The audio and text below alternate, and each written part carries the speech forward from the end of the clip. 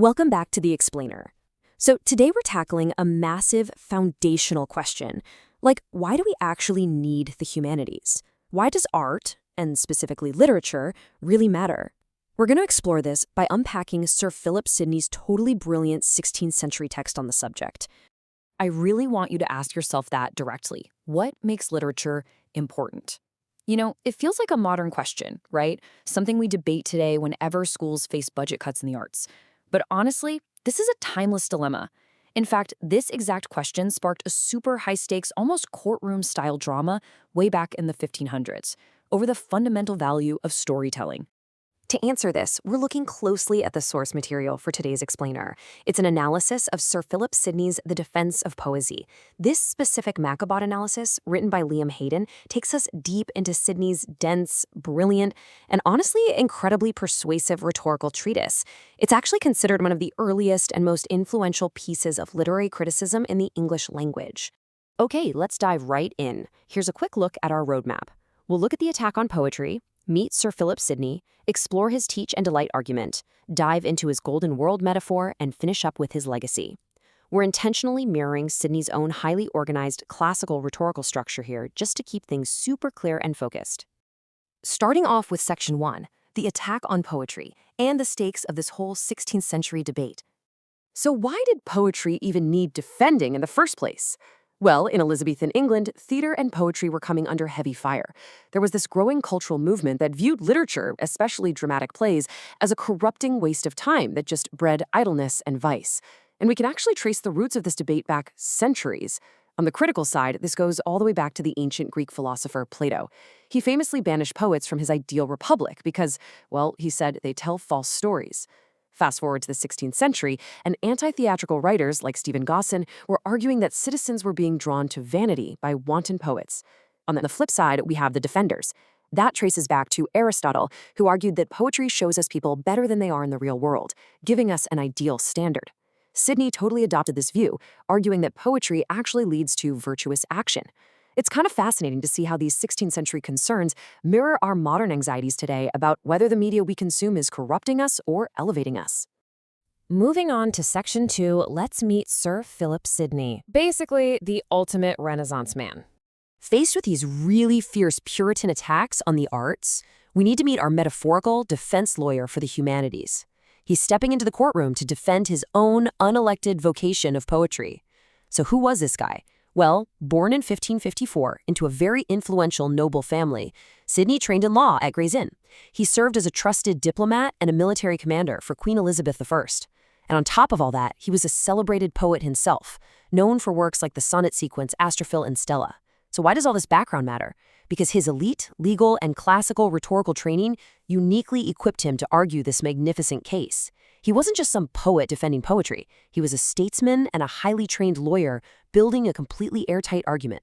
Now for Section 3, to teach and delight, which outlines his courtroom defense. Sidney actually used his extensive law background to structure his essay identically to a classical Roman courtroom oration. He specifically followed models set by ancient Roman orators like Cicero. So he didn't just go on a rant about loving books, he walked his readers through a strict methodology. Step 1 is the introduction, or the exordium, where he hooks the reader. Step 2 is the narration, where he lays out the historical facts supporting poetry's high status. Step 3 is his proposition, his core argument about what poetry actually does.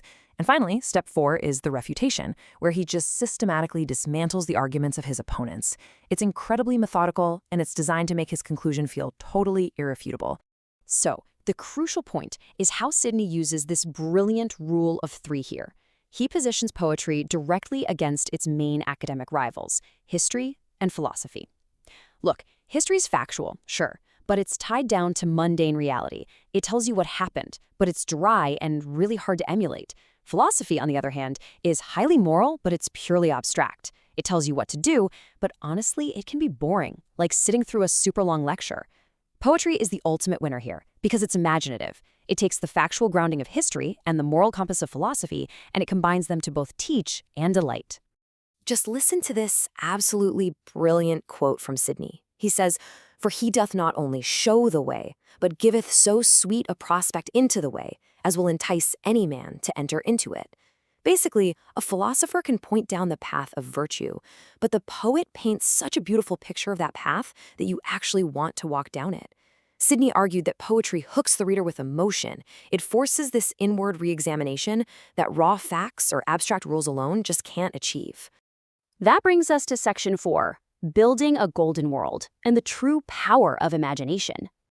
Now, what's really interesting about this next point is the beautiful phrasing Sideney relies on for the climax of his argument. He writes, "Nature's world is brazen, the poets only deliver a golden." Now, brazen literally means made of brass. So Sideney is admitting that the real world, the one historians document, is imperfect, hard, and flawed, just like brass. But poets don't just reflect our brass reality back at us. They imagine a perfect, golden one. They don't just tell you what is, they show you what could be, or what should be. And this brings us to a really vital concept Sideney borrowed from Aristotle called mimesis. Sideney defines it as an art of imitation, a speaking picture. But it's not just about copying reality. It's about representing an ideal. Sideney gives this great example of the fictional Trojan hero Aeneas carrying his elderly father out of the burning city of Troy. Sideney asks, who could read about that incredible act of filial duty and self-sacrifice and not want to act that way themselves? By showing us a golden standard, a speaking picture of heroism, poetry inspires real-world virtue in a way that just telling someone to be good never will. Finally, we arrive at Section 5, the legacy of defense, and essentially the birth of literary criticism. This 16th century debate definitely didn't just end in Queen Elizabeth's court. It has massive downstream impacts on how we study and value the humanities even today. With this single text, Sideney essentially invented English literary criticism. He was the very first to systematically establish poetic genres in English, separating out the heroic, lyric, tragic, comic, and pastoral. His whole assertion that poetry communicates universal, eternal truths influenced generations. Most notably, it inspired the Romantic poets hundreds of years later, like Percy Bysshe Shelley, who actually wrote his own defense of poetry. But more than anything, this brilliantly illustrates how Sideney created the exact blueprint we still use today to defend the humanities whenever they come under fire. So as we wrap up this explainer, I really want to leave you with a provocative thought. Try applying Sideney's 400-year-old defense to your own life today. Think about the films, the books, or the shows that you love to consume. What pieces of golden modern media have inspired you to act virtuously? What stories have moved your heart to courage or kindness in a way that dry facts never could? Because if you can think of even one, well, then Sir Philip Sidney won his case. Keep exploring, keep learning, and I'll catch you on the next explainer.